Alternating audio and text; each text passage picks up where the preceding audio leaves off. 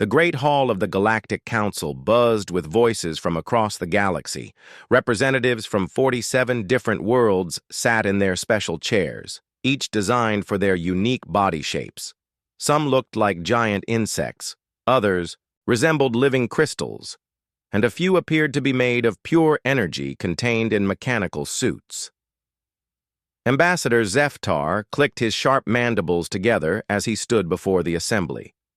His insect-like body gleamed under the chamber's artificial lights. He had traveled far from the Vorthan Empire to bring this news, and he could barely contain his amusement. "Fellow council members," Zeftar began, his voice carrying across the vast chamber. "The humans have responded to our invitation. They accept the great trial." A wave of interested murmurs swept through the hall. The great trial was no simple test. It determined whether a new species would join the galactic community as equals or become a protected world under the guidance of older civilizations.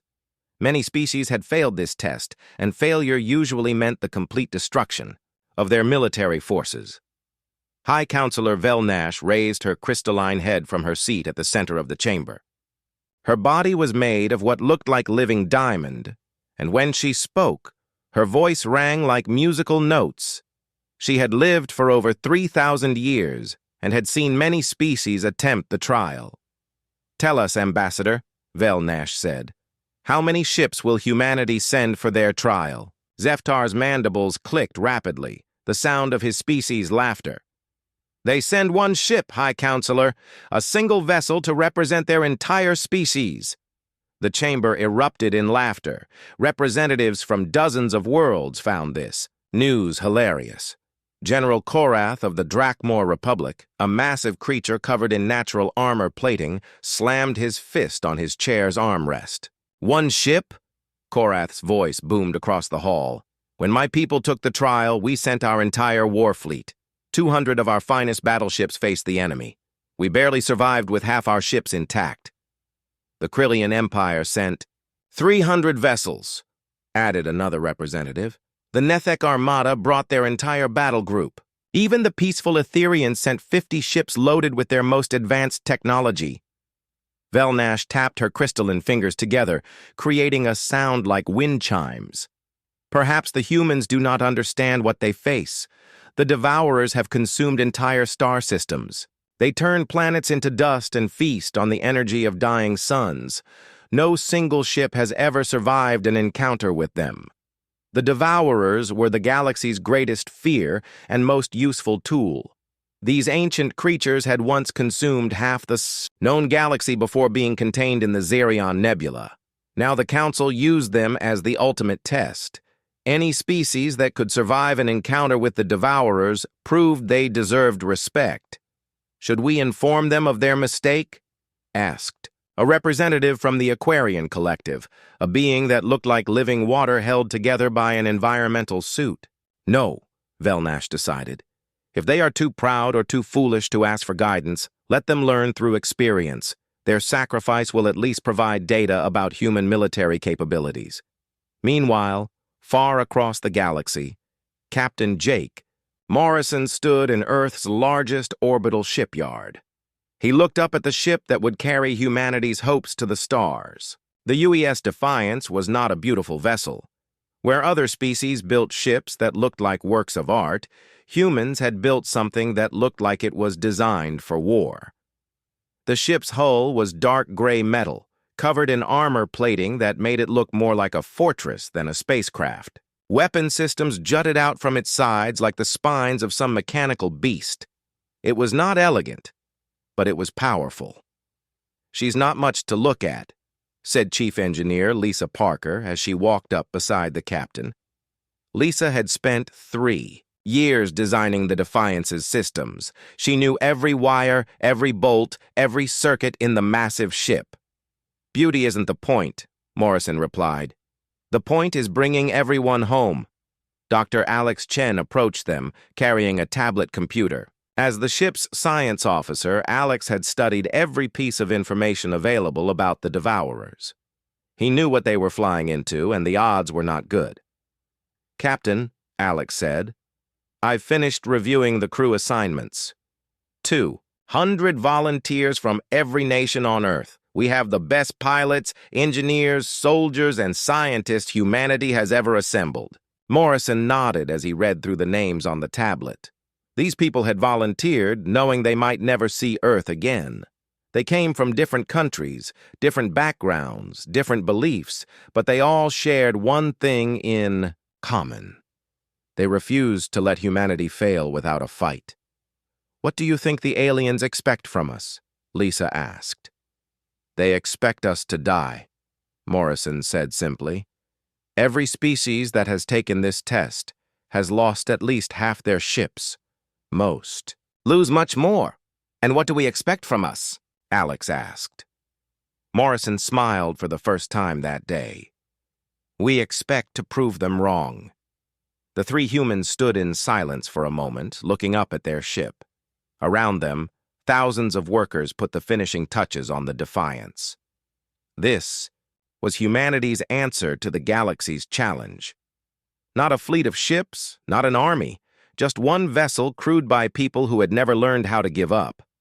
The galaxy was laughing at them. Soon, they would understand their mistake. 3 weeks later, the UES Defiance dropped out of hyperspace at the edge of the Xerion Nebula. Captain Morrison stood on the bridge, looking at the sensor displays that showed what awaited them. The nebula stretched across space like a giant cloud of purple and gold gas, beautiful and deadly. "Captain," said Lieutenant Commander Chris Taylor from the tactical station, "I'm detecting the observer fleet. Looks like they brought everyone to watch the show." Morrison looked at the main screen as it displayed dozens of ships positioned at a safe distance from the nebula. Representatives from every major galactic power had come to witness humanity's trial. Some were here out of curiosity, others to gather intelligence about human capabilities. All of them expected to watch the Defiance die. "Incoming transmission from the Azurian flagship," reported Communications Officer Ryan Mitchell. "Put them through," Morrison ordered. The main screen changed to show Admiral Korthvel of the Azurian Navy. The alien looked like a tall, thin humanoid with blue skin and large black eyes. His species was known for their military excellence and their cold efficiency in battle. "Human vessel," Admiral Korthvel said, his voice carrying no emotion. "You are cleared to begin your approach to the nebula. We will monitor your progress and record your actions for the Council archives." "Understood, Admiral," Morrison replied. "The Defiance is beginning its approach." "Captain Morrison," the Admiral continued, "I feel compelled to inform you that, in the 300 years since the Devourers were contained, no ship has entered that nebula and returned intact. Are you certain you wish to proceed with only one vessel?" Morrison looked around his bridge at his crew. Every face showed determination mixed with fear, but not one person suggested turning back. "Admiral, humanity didn't come this far by playing. It's safe." The Admiral's expression didn't change. "Very well, begin when ready. We will commemorate your sacrifice appropriately." The transmission ended, and Morrison turned to his crew. "You heard the man. Let's show them what humans can do." The Defiance moved forward into the nebula's outer edge. Immediately, the ship's sensors began picking up massive energy readings from deeper inside the cloud. Dr. Chen monitored the science station, his instruments detecting biosignatures unlike anything in the galactic databases. "Captain," Chen said, his voice tight with concentration, "the readings are incredible. I'm detecting millions of individual life forms ahead. The reports about the Devourers weren't exaggerated." "Size estimates?" Morrison asked. "Individual creatures range from the size of fighter craft to—" "Captain, some of these readings suggest creatures as large as battleships." Engineer Parker looked up from her station. "Shields are at full power, Captain. All weapon systems are online and ready." Morrison activated the ship-wide communication system. "All hands. This is the captain. In a few minutes, we're going to face an enemy that has destroyed civilizations older than our entire species. They've consumed entire worlds and turned star. Systems into graveyards." He paused, looking at the nebula ahead of them. But they've never faced humans before. They don't know what we're capable of, because we're still figuring that out ourselves. Remember why we're here. Not just for Earth, but for every human who ever looked up at the stars and refused to accept that something was impossible. The first wave of devourers emerged from the deeper parts of the nebula like nightmares given physical form. They were massive insectoid creatures with chitinous black armor covering their bodies. Biomechanical weapons grew from their shells like organic cannons. Their eyes glowed with a hungry intelligence that had devoured countless worlds. "Contacts!" Taylor shouted from Tactical. 20 vessels approaching fast. They're bigger than our intelligence suggested. How much bigger? Morrison asked. Each one is roughly the size of a heavy cruiser, Captain. The lead devourer opened fire first. A blast of bioplasma energy, bright green and crackling with power, struck the Defiance's forward shields. The entire ship shook from the impact. On the observer ships, Admiral Korthvel watched the energy readings spike on his displays. "Incredible," he murmured to his science officer. That blast should have penetrated any known shield technology. But the Defiance's shields held. The energy dissipated across the barrier like water hitting stone. Morrison smiled grimly as he watched the confused reactions from the Devourers. "Their first mistake," Engineer Parker said from her station, "was assuming our shields work like everyone else's." The Devourers attacked again, this time coordinating their fire. Multiple bioplasma beams struck the Defiance from different angles. Again, the shields absorbed the energy and held firm. "Impossible!" breathed High Counselor Velnash aboard the primary observer vessel. "Those are full-power Devourer strikes. No conventional shield system should withstand that level of assault." On the Defiance's bridge, Parker monitored her shield generators with obvious satisfaction. "Adaptive resonance technology," she explained to the bridge crew. "The shields analyze each attack and adjust their frequency to provide optimal protection. The more they hit us, the better our defenses become." Morrison turned to his tactical officer. "Chris, let's return the favor. Show them what human weapons can do." "Aye, Captain. Firing main batteries." What happened next shocked every observer in the fleet. Instead of the elegant energy weapons used by most galactic civilizations, the Defiance unleashed a barrage of physical projectiles. Railgun rounds accelerated to incredible speeds tore through space toward the Devourers. The creature's bio-armor, evolved to deflect energy weapons, proved useless against solid projectiles moving at significant fractions of light speed. The rounds punched through their natural defenses like bullets through paper. 3 Devourers died in the first volley. "By the ancient codes," General Korath whispered aboard his observation ship, "they're using kinetic weapons. Primitive technology, but devastatingly effective." The surviving Devourers regrouped and attacked with renewed fury, but the humans had more surprises. Nuclear-tipped missiles launched from concealed weapon bays and stranger weapons that the galaxy had never seen before came online. Gravity. "Manipulation cannons firing," Taylor reported.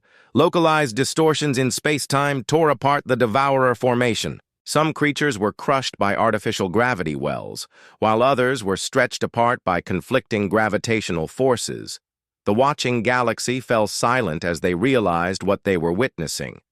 The humans weren't just surviving their encounter with the Devourers, they were winning. The fighter battle raged for an hour, and the galaxy watched something unprecedented unfold. Human pilots weren't just fighting the Devourers. They were systematically dismantling military tactics that had remained unchanged for centuries. Lieutenant. Sarah Walsh led Alpha Wing in a spiraling attack pattern that confused the Devourers' tracking systems. Her fighter weaved between the massive bioships, firing kinetic rounds at close range before spinning away into the nebula's gas clouds. "Alpha Leader to Defiance," Sarah transmitted. "We're seeing something interesting down here. The big ones are trying to coordinate with the smaller ones, but they're having trouble processing our movement patterns." "Explain," came Captain Morrison's voice over the comm. "They expect us to fly in formation, maintain position, follow standard attack protocols. When we break those rules, they don't know how to respond effectively." Behind her, the rest of Alpha. Wing demonstrated this principle by flying in what appeared to be complete chaos. Fighters crossed paths, dove under and over each other, and attacked from unpredictable angles. To any galactic observer, it looked like madness. To the Devourers, it was incomprehensible. Dr. Chen monitored the battle from the Defiance's science station. "Captain, I'm seeing measurable delays in their response times. The hive mind is struggling to process our tactical patterns." "How much of an advantage does that give us?" Morrison asked. "Significant, but temporary. They're already beginning to adapt. I estimate we have maybe 30 more minutes before they develop countermeasures." The human fighters pressed their advantage, striking deep into the Devourer formation.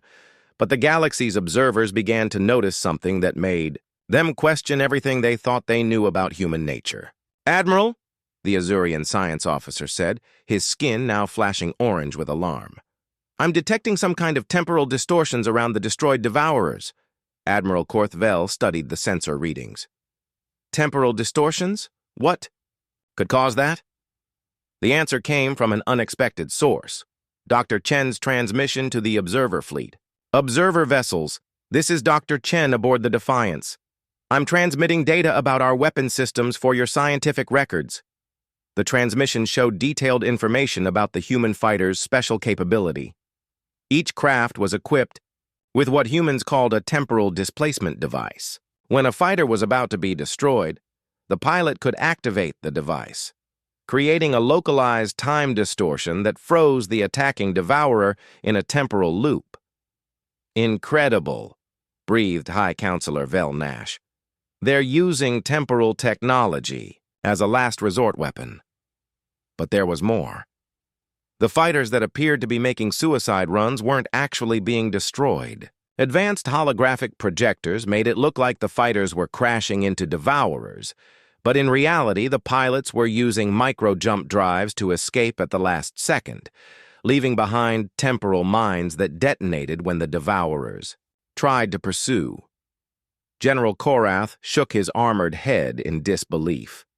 "They're using deception as a primary military strategy, making the enemy think they're winning while actually laying traps.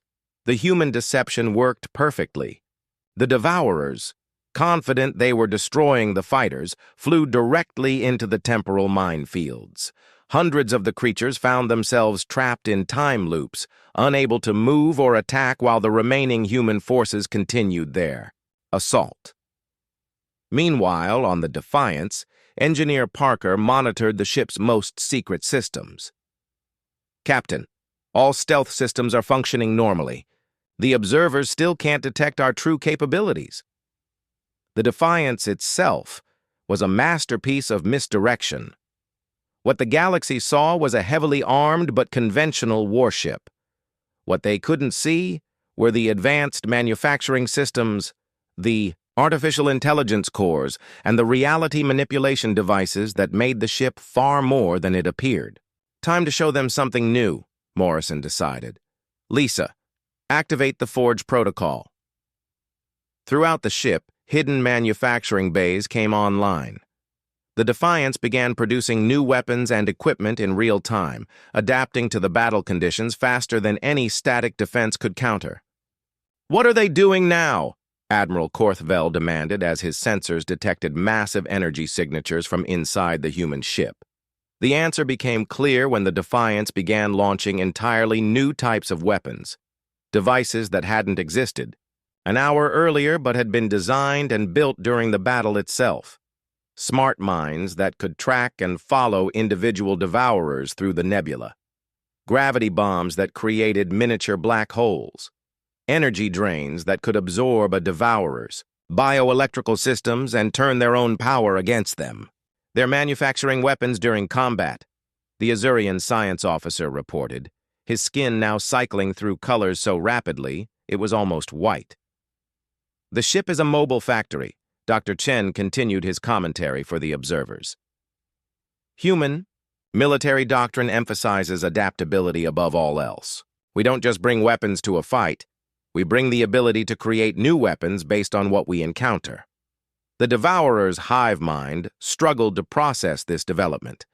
They had evolved to counter known technologies, not to face opponents, who could invent new technologies faster than they could adapt. But the Devourers were not helpless. As the battle continued, they began to change their own tactics. The creatures started to merge with each other, combining their biomechanical systems to create larger, more powerful entities. Captain, Tactical Officer Taylor reported, "The enemy is adapting faster than our projections suggested. They're forming into superorganisms." Morrison watched as dozens of Devourers flowed together like liquid metal, creating creatures the size of battleships with the combined firepower of entire fleets. "They're learning," Dr. Chen observed, "not just adapting to our weapons, but actually evolving new forms during combat." "Can we match that evolution rate?" Morrison asked. Parker smiled from her engineering station. "Captain, we're humans. Evolution is what we do best." The Defiance began its own transformation.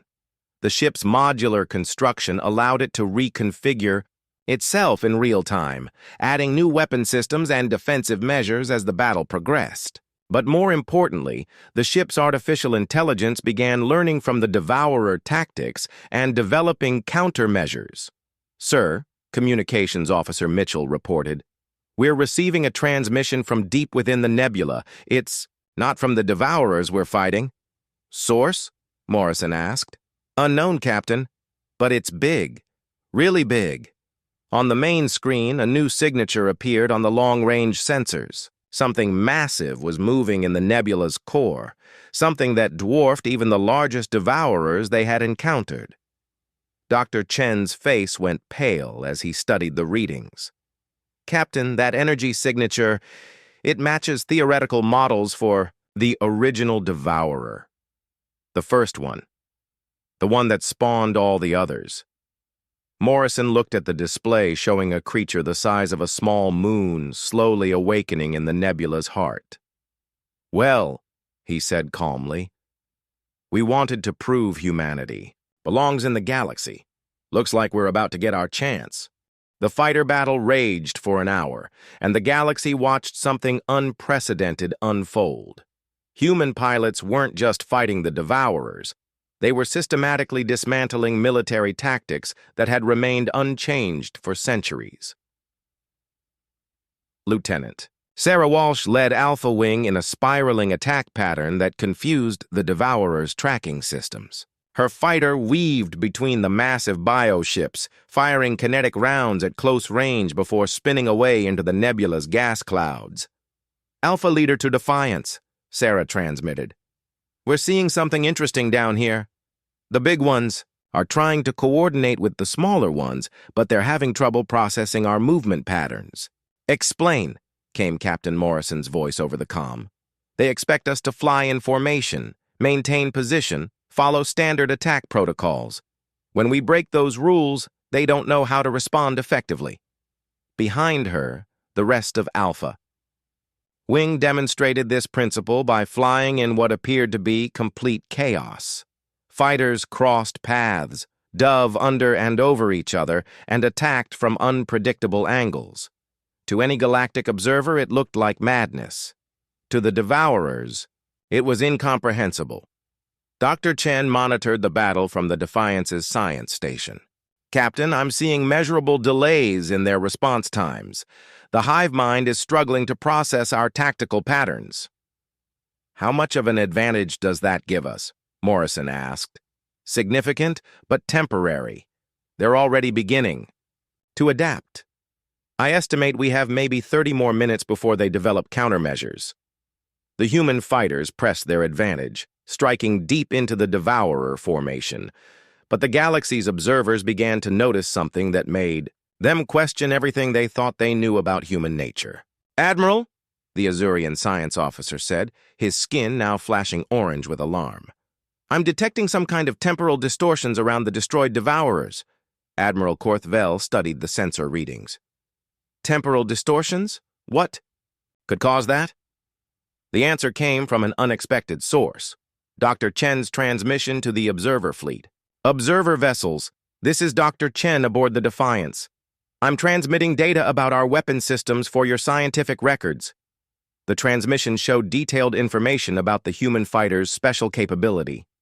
Each craft was equipped with what humans called a temporal displacement device. When a fighter was about to be destroyed, the pilot could activate the device, creating a localized time distortion that froze the attacking devourer in a temporal loop. Incredible, breathed High Counselor Vel Nash. They're using temporal technology as a last resort weapon. But there was more. The fighters that appeared to be making suicide runs weren't actually being destroyed. Advanced holographic projectors made it look like the fighters were crashing into devourers, but in reality, the pilots were using micro-jump drives to escape at the last second, leaving behind temporal mines that detonated when the devourers tried to pursue. General Korath shook his armored head in disbelief. They're using deception as a primary military strategy, making the enemy think they're winning while actually laying traps. The human deception worked perfectly. The devourers, confident they were destroying the fighters, flew directly into the temporal minefields. Hundreds of the creatures found themselves trapped in time loops, unable to move or attack while the remaining human forces continued their assault. Meanwhile, on the Defiance, Engineer Parker monitored the ship's most secret systems. Captain, all stealth systems are functioning normally. The observers still can't detect our true capabilities. The Defiance itself was a masterpiece of misdirection. What the galaxy saw was a heavily armed but conventional warship. What they couldn't see were the advanced manufacturing systems, the artificial intelligence cores, and the reality manipulation devices that made the ship far more than it appeared. Time to show them something new, Morrison decided. Lisa, activate the Forge protocol. Throughout the ship, hidden manufacturing bays came online. The Defiance began producing new weapons and equipment in real time, adapting to the battle conditions faster than any static defense could counter. What are they doing now? Admiral Korthvel demanded as his sensors detected massive energy signatures from inside the human ship. The answer became clear when the Defiance began launching entirely new types of weapons, devices that hadn't existed an hour earlier but had been designed and built during the battle itself. Smart mines that could track and follow individual devourers through the nebula. Gravity bombs that created miniature black holes. Energy drains that could absorb a devourers. Bioelectrical systems and turn their own power against them.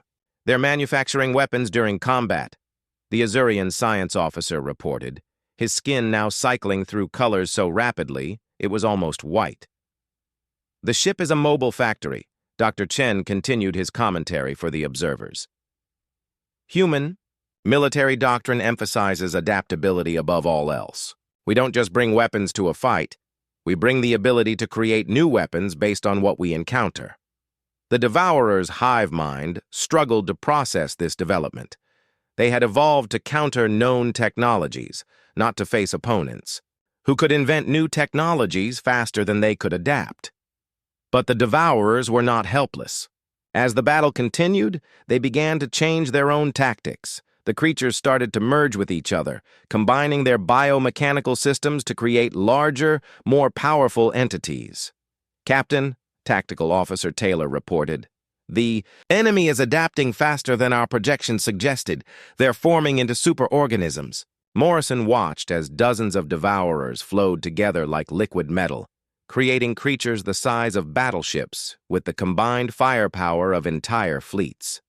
They're learning, Dr. Chen observed, not just adapting to our weapons, but actually evolving new forms during combat. Can we match that evolution rate? Morrison asked. Parker smiled from her engineering station. Captain, we're humans. Evolution is what we do best. The Defiance began its own transformation. The ship's modular construction allowed it to reconfigure itself in real time, adding new weapon systems and defensive measures as the battle progressed. But more importantly, the ship's artificial intelligence began learning from the Devourer tactics and developing countermeasures. "Sir," Communications Officer Mitchell reported, "we're receiving a transmission from deep within the nebula. It's not from the Devourers we're fighting." "Source?" Morrison asked. "Unknown, Captain. But it's big. Really big." On the main screen, a new signature appeared on the long-range sensors. Something massive was moving in the nebula's core, something that dwarfed even the largest Devourers they had encountered. Dr. Chen's face went pale as he studied the readings. "Captain, that energy signature, it matches theoretical models for the original Devourer. The first one. The one that spawned all the others." Morrison looked at the display showing a creature the size of a small moon slowly awakening in the nebula's heart. "Well," he said calmly, "we wanted to prove humanity belongs in the galaxy. Looks like we're about to get our chance." The Primarch, as the ancient galactic records called it, had been sleeping for 300 years in the nebula's core. It was the original Devourer, the first of its kind, and the source from which all others had spawned. Now, awakened by the battle raging in its territory, it began to move. Admiral Korthvel's hands shook as he watched the sensor readings. "All observer vessels, withdraw to maximum safe distance immediately. The Primarch is awakening." "How big is it?" asked General Korath, his usual confidence replaced by obvious fear. "Approximately 800 kilometers in diameter," the Azurian science officer reported. "Mass equivalent to a small moon. Energy output, the readings are off our scales." High Counselor Velnash's crystalline body flickered with what might have been terror. "In all our history, no species has ever survived a direct encounter with the Primarch. It has consumed the military forces of 12 different civilizations. On the Defiance, Dr. Chen watched the massive creature emerge from the nebula's depths. His instruments could barely process the data they were receiving. The Primarch was not just a biological entity. It was a fusion of organic matter and absorbed technologies from countless conquered worlds." "Captain," Chen said, his voice tight with awe and fear, "it's not just alive. It's incorporated the technology of every species it has ever consumed. Weapons systems from civilizations that died before some of our observers were even born." Morrison studied the tactical display as the Primarch approached. The creature moved slowly but with obvious purpose. Its biomechanical surface bristled with weapon systems that represented the accumulated military knowledge of half the galaxy. "Status report," Morrison ordered. Engineer Parker checked her systems. "We're down to 70% crew strength. Shields are holding at 50% efficiency, and we've expended 60% of our conventional munitions." "And our unconventional munitions?" Morrison asked. Parker paused before answering. "Sir, we still have the Lazarus device. The bridge." Fell silent. Every crew member knew about the Lazarus device, though few understood exactly how it worked. It was humanity's ultimate weapon, developed in secret and never tested at full power. Theoretical projections suggested it could destroy a planet. "Captain," Dr. Chen said quietly, "the Primarch is transmitting directly into our minds. It's trying to communicate." Morrison felt the alien presence touch his consciousness. The voice that spoke was ancient beyond measure, filled with the knowledge of consumed worlds and extinct civilizations. "Young species." The Primarch's mental voice resonated through every mind on the ship. "You have fought well against my children, but I am not my children. I am the sum of every military technology your galaxy has ever produced. Surrender now, and your deaths will be swift." Morrison spoke aloud, knowing the creature would hear his thoughts. "We appreciate the offer, but we'll have to decline. Your weapons cannot harm me. I have absorbed the defensive technologies of the Etherian Collective, the Krillian Empire, the Drakmor Republic, and 40 other civilizations. What can one young species possibly do that they could not? I guess we'll find out, Morrison replied. The Primarch attacked without further warning. Bioplasma cannons that could melt asteroids fired at the Defiance. Quantum disruptors designed to tear apart molecular bonds struck their shields. Energy weapons that had conquered star systems focused their power on the human ship. The Defiance's shields flared and buckled under the assault. Warning alarms rang throughout the ship as power systems overloaded and hull plating began to glow from the heat. "Shields down to 20%, Parker reported. Hull temperature rising beyond safe limits. But the ship held together. The Defiance's adaptive shielding and redundant systems kept them alive even under an assault that would have vaporized most galactic warships. Impossible. The Primarch's mental voice carried notes of confusion. You should be destroyed. How are you surviving? Dr. Chen answered for the crew. Because you've never faced human engineering before. Our ship isn't just built to fight. It's built to survive. The Defiance returned fire with every weapon system it possessed. Railgun rounds, nuclear missiles, gravity bombs, and temporal mines struck the Primarch's massive form. Some weapons had no effect at all, absorbed by defensive systems stolen from ancient civilizations. Others caused minor damage, barely scratching the creature's biomechanical armor. But the humans had one advantage that no previous challenger had possessed. They could adapt in real time. Forge protocol at maximum output, Engineer Parker reported. We're analyzing every weapon impact and modifying our arsenal accordingly. The ship's manufacturing systems worked at incredible speed, creating new weapons designed specifically to counter the Primarch's defenses. Each new device was tested, refined, and deployed within minutes of conception. Direct neural attack incoming, Dr. Chen warned. It's trying to take control of our computer systems. The Primarch's attempt to hack the Defiance's computers failed completely. Human cybersecurity had evolved through centuries of warfare against other humans, creating systems that were almost impossible to penetrate. Your electronic defenses are primitive but effective, the Primarch admitted. No matter. I will destroy you through direct assault. The creature launched itself at the Defiance, intending to crush the ship through sheer mass. But Morrison had one final surprise prepared. All hands, prepare for Lazarus activation, he announced ship-wide.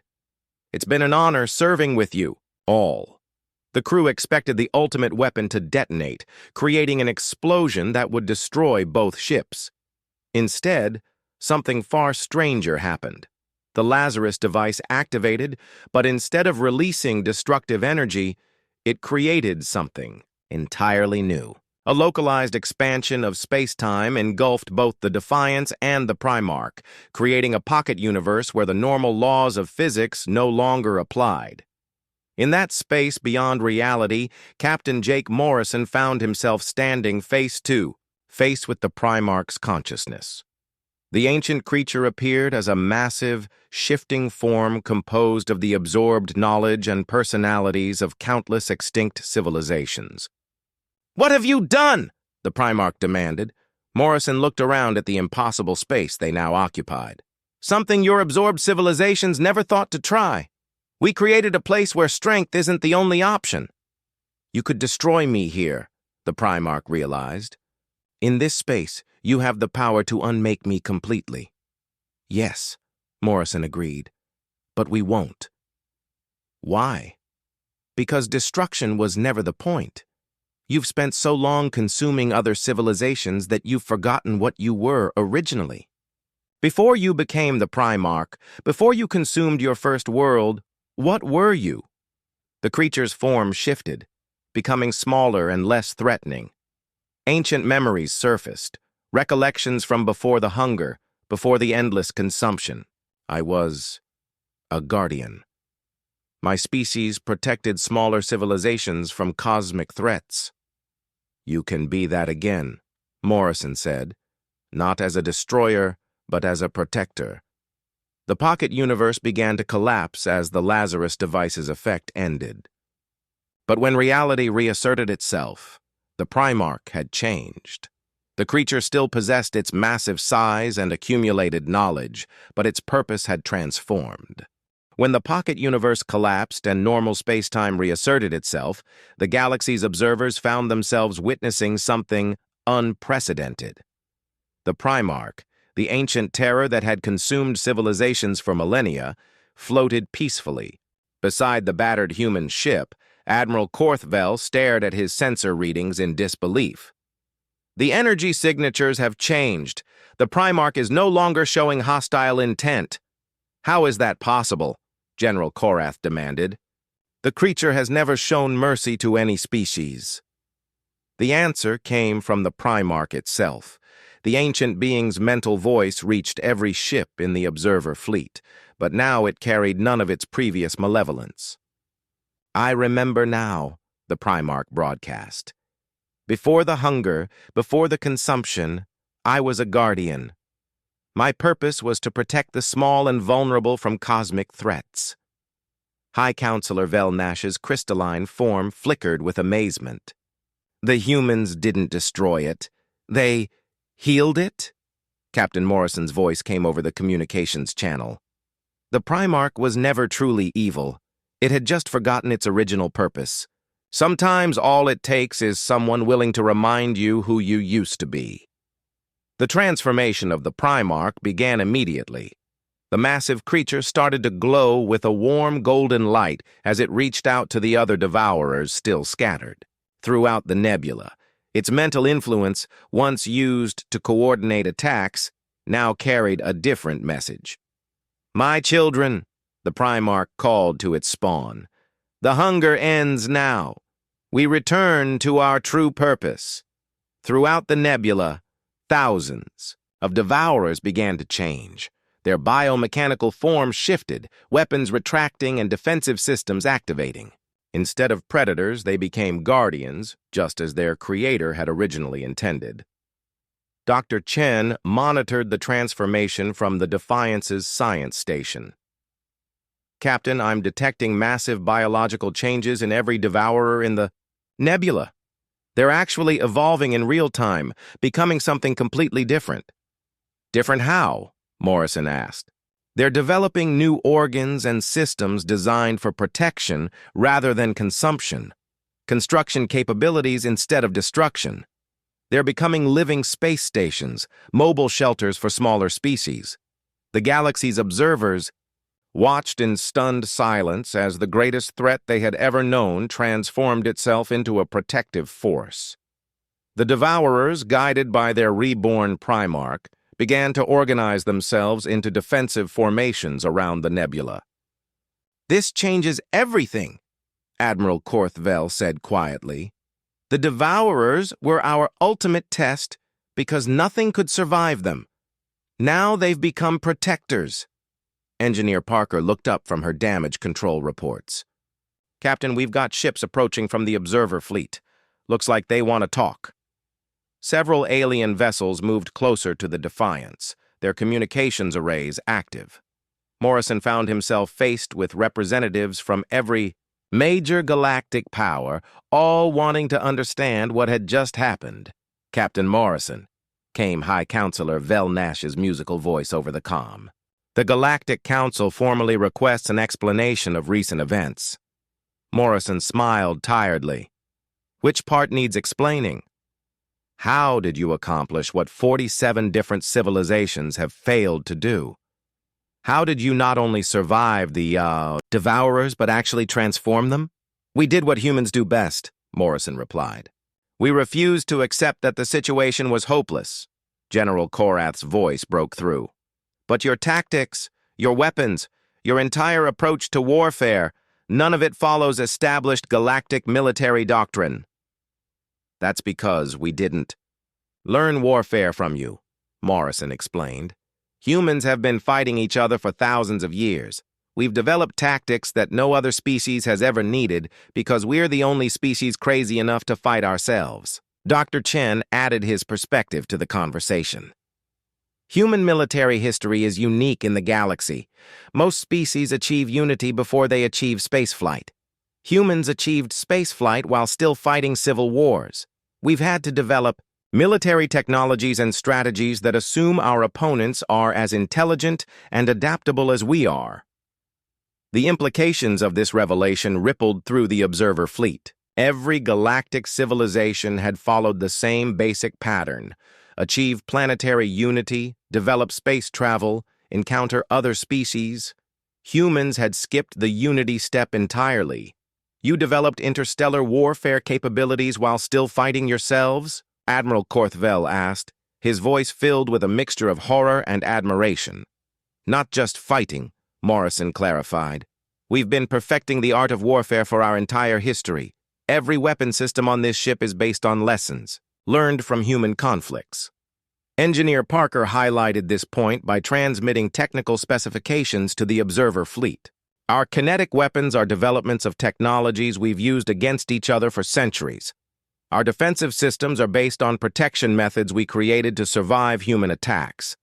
Our tactics come from thousands of years of human military innovation. The galaxy began to understand why humanity's single ship had succeeded where entire fleets had failed. They hadn't been facing a primitive species with lucky technology. They had been facing the military culmination of a species that had spent its entire existence learning how to fight versions of itself. The Devourers couldn't adapt to your tactics because they'd never encountered anything like them, High Counselor Velnash realized. They were prepared for energy weapons and formation fighting because that's what every other species uses. But you brought chaos theory to interstellar warfare, General Korath added. Unpredictable tactics, deceptive strategies, weapons designed to confuse rather than simply destroy. Morrison nodded. And when we encountered something that couldn't be defeated through traditional means, we found a different solution. We didn't destroy the Primarch because destruction wasn't what it needed. The transformed Primarch chose that moment to address the assembled fleet directly. The young species understands something that others have forgotten. True strength is not the ability to destroy your enemies. True strength is the wisdom to turn enemies into allies. Over the next several hours, the full scope of humanity's achievement became clear. They had not just passed the great trial, they had fundamentally changed its nature. The test that had determined galactic membership for centuries was now obsolete. What happens now? Admiral Korthvel asked. Morrison looked out at the nebula, where thousands of former Devourers were already beginning to construct protective installations for smaller species. Now we go home, but I suspect the galaxy is going to be a very different place from now on. The Primarch's voice resonated one final time across the fleet. I will speak with the Galactic Council about the humans' trial, but I believe the question is not whether they deserve membership in your community. What is the question then? High Counselor Velnash asked. The question is whether your community deserves to have them. 6 months after the events in the Xerion Nebula, the Galactic Council chambers had been restructured to accommodate its newest member.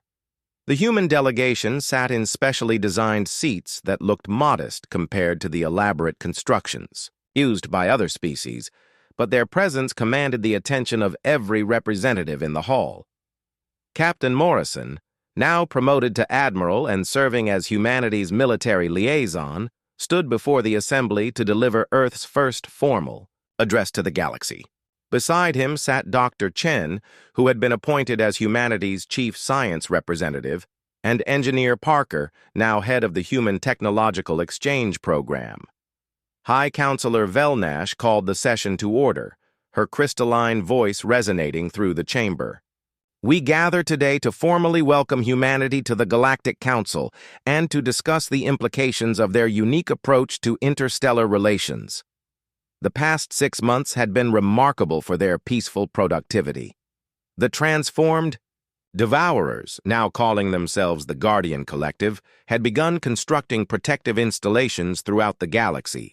Smaller civilizations that had lived in fear of cosmic threats now found themselves under the protection of beings who understood both destruction and preservation. Admiral Morrison, Velnash continued.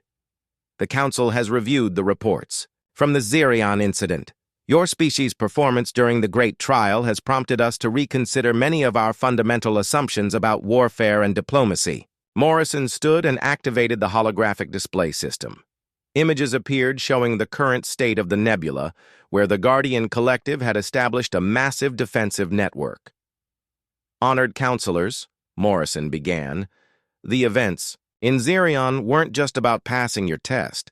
They were about proving that there's always another way to solve a problem, even when that problem seems impossible. General Korath leaned forward in his seat. Admiral, your military tactics were unlike anything in our databases. How did humanity develop such unconventional approaches to warfare? Morrison smiled slightly. General, humans have been fighting each other for thousands of years. When your opponent is as intelligent and adaptable as you are, conventional tactics don't work for long. We had to get creative. Dr. Chen stood to address the scientific aspects of humanity's contribution. Esteemed colleagues, human scientific development followed a unique path because we achieved spaceflight while still engaged in planetary conflicts. Our technology evolved to handle multiple simultaneous challenges. He activated a series of technical displays. Our adaptive shielding technology came from developing defenses against our own weapons. Our real-time manufacturing systems evolved from the need to quickly replace equipment destroyed in human conflicts. Our temporal manipulation devices were originally developed for battlefield medicine. Ambassador Zeftar clicked his mandibles thoughtfully. You're saying that human technology is more advanced because your species never stopped fighting itself? Not more advanced, Engineer Parker corrected as she stood. Different. Our technology developed along lines that other species never explored because they didn't need to. When you achieve planetary unity before spaceflight, you don't need weapons that can adapt to equally intelligent opponents. The implications of this revelation continued to reshape galactic understanding. Several council members had requested detailed studies of human military history, hoping to understand how a species could maintain technological advancement while engaged in constant internal conflict. There's another aspect to consider, Morrison continued. Humans have always been explorers and risk-takers. We left our home planet while we were still fighting wars on its surface. We built space stations while some of our nations were still developing nuclear weapons. Most species would call that insane. And you would call it what? Asked Admiral Korthvel. Tuesday, Morrison replied, causing several council members to make sounds that might have been laughter. High Counselor Velnash brought the discussion back to formal matters. The Council has voted on humanity's membership status. The vote was unanimous. Earth is granted full membership with all rights and privileges. Morrison bowed formally. Humanity is honored to accept. However, Velnash continued, there is an additional matter to discuss. The Guardian Collective has requested that humans serve as liaison between them and the rest of the galaxy. This was unprecedented. The Guardians were now the most powerful military force in known space, yet they were asking to be represented by the galaxy's newest members. The Primarch has explained their reasoning, General Korath said. They believe humans understand the balance between strength and restraint better than older civilizations. Dr. Chen nodded. We've been in communication with the collective. They're interested in learning human approaches to conflict resolution and peacekeeping. What does that mean practically? Asked a representative from the Aquarian Collective. Morrison activated a new display showing star charts with Guardian patrol routes. It means humans will help coordinate Guardian protection services for smaller civilizations. We'll also work with them to develop non-lethal methods for dealing with future threats. Non-lethal methods? Ambassador Zeftar asked.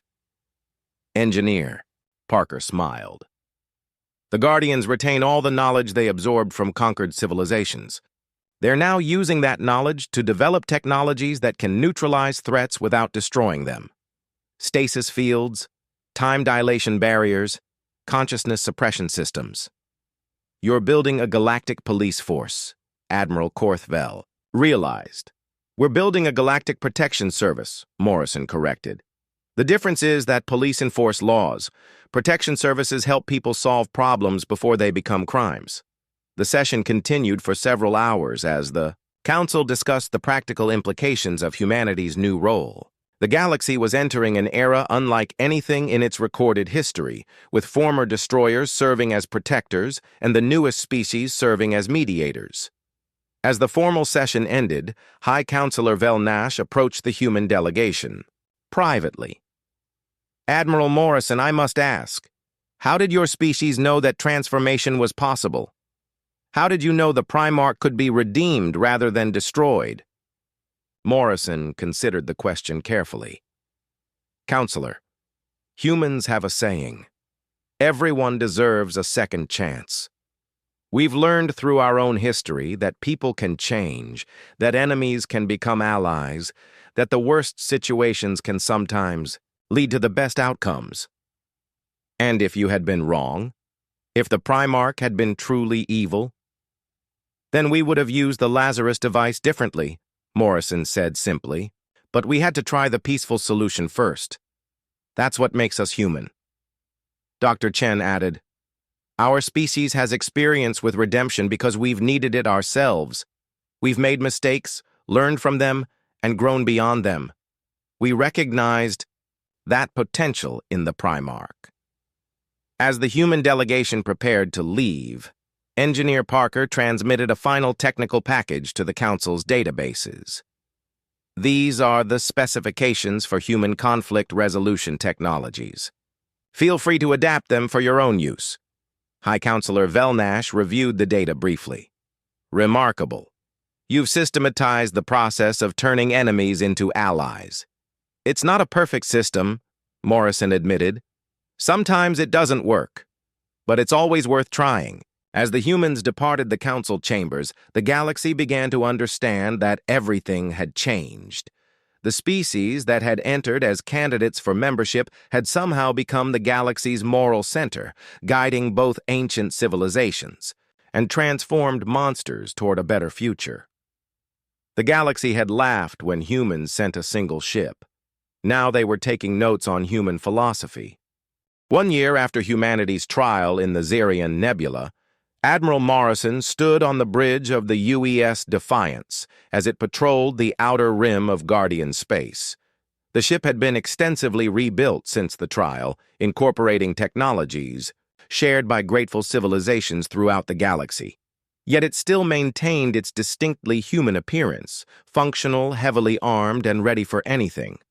Admiral, Communications Officer Mitchell reported, we're receiving a priority transmission from Earth. It's Admiral Chen. Morrison smiled. His former science officer had been promoted to head Earth's new Interstellar Defense Command, coordinating humanity's growing role in galactic security. Put him through, Ryan. Dr. Chen's face appeared on the main screen, though he now wore the uniform of Earth's Space Navy rather than his old science officer outfit. Jake, we've got a situation developing in the Vega sector. 3 different species are heading toward armed conflict over mining rights. What kind of conflict? Morrison asked. The usual. The hegemony thinks their technology gives them the right to claim the entire system.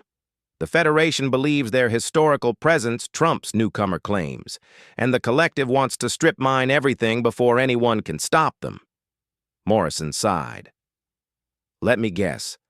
They've all requested Guardian intervention, but each side wants the Guardians to support their position exclusively. Exactly. The Primarch has asked for human mediation before they deploy Guardian forces. This had become humanity's new role in the galaxy. Where once conflicts escalated to warfare, species now called for human mediators. The combination of humanity's military reputation and their proven ability to find peaceful solutions had made them the galaxy's preferred arbitrators. ETA to Vega? Morrison asked his navigation officer. 18 hours at maximum jump speed, Admiral. Set course and contact the Guardian station in that sector. Tell them we're coming and ask them to maintain a defensive posture only. As the Defiance prepared for its jump to hyperspace, Morrison reflected on how much had changed since humanity's trial. Earth now had 12 ships similar to the Defiance patrolling various sectors of the galaxy. Each vessel served as both a military deterrent and a mobile diplomatic station. More importantly, human approaches to conflict resolution had begun spreading throughout galactic civilization. The human protocol was now standard procedure for the Galactic Council, always attempt peaceful resolution before considering military action. "Admiral," Engineer Parker called from her station, "I'm showing a message from the Guardian Collective. They're requesting technical consultation on their new project." Morrison looked at the data packet that appeared on his screen. The Guardians had been working for months on something they called the Peace Engine, a massive device capable of neutralizing aggressive impulses in entire populations without affecting their free will or intelligence. "They want to know if humans think it's ethical to use," Parker continued. This was exactly the kind of question that demonstrated why the galaxy had come to rely on human judgment. The technology existed, and it could prevent wars completely, but was it right to use it? "Tell them we'll review their proposal and provide recommendations within the week," Morrison decided. "But remind them that any technology that affects sapient minds requires unanimous council approval." The jump to hyperspace began, and Morrison found himself thinking about the strange path that had brought humanity to this position. A year ago, they had been unknown newcomers facing a trial designed to humble them. Now they were the galaxy's mediators, consultants, and moral compass. Admiral Dr. Sarah Martinez, the ship's new science officer, approached with a data pad. "I've been analyzing the Vega situation. There's something unusual about this conflict." "Unusual how?" "All three species involved have legitimate claims under different parts of galactic law. The hegemony's technology-based claims are valid under Section 7 of the Development Accords. The Federation's historical presence is protected under the Heritage Preservation Treaty, and the collective's extraction rights are supported by the Resource Utilization Compact." Morrison frowned. "So everyone is right according to galactic law?" "Exactly. Which means this isn't really about mining rights. It's about which interpretation of galactic law takes precedence when they conflict. This was becoming a common problem. Galactic law had evolved over thousands of years, creating a complex web of treaties, accords, and agreements that sometimes contradicted each other. The galaxy needed legal reform, but getting 47 different civilizations to agree on new laws was proving nearly impossible. "Any suggestions?" Morrison asked. "Actually, yes. I've been studying human legal history, particularly how Earth's nations resolved similar conflicts. There's a concept called restorative justice that might apply here." Morrison listened as Martinez explained her proposal. Instead of determining who was right and who was wrong, they could focus on finding a solution that addressed everyone's underlying needs rather than their stated positions. The hegemony needs rare minerals for their technology.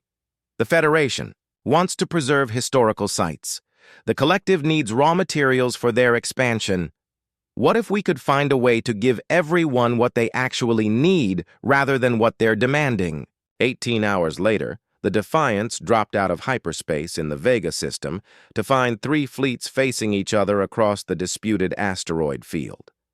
Guardian ships maintained position at the edge of the system, ready to intervene if fighting broke out, but hoping human mediation would make force unnecessary. "This is Admiral Morrison of the UES Defiance," he broadcast to all 3 fleets. "I'm here to facilitate discussions about the Vega mining situation. All fleet commanders are invited to meet aboard my ship for negotiations." The responses were immediate and predictably hostile. "Admiral Morrison," came the voice of Hegemony Fleet Commander Thexdal. "We appreciate human involvement, but our claim is based on superior technology. There is nothing to negotiate." "Admiral," Federation Captain Yulmara responded, "our people have maintained research stations in this system for over 2 centuries. Historical precedents cannot be dismissed." Human mediator, the collective's. Speaker Prime transmitted, time is a factor in resource extraction. Delays cost profits. Compensation must be arranged quickly. Morrison smiled. Each species was so focused on their own position that they couldn't see the obvious solution. Commanders, please report to Conference Room Alpha in 1 hour. Come prepared to discuss your actual needs rather than your legal positions. The negotiations lasted 6 hours, but the solution, once everyone understood it, was remarkably simple.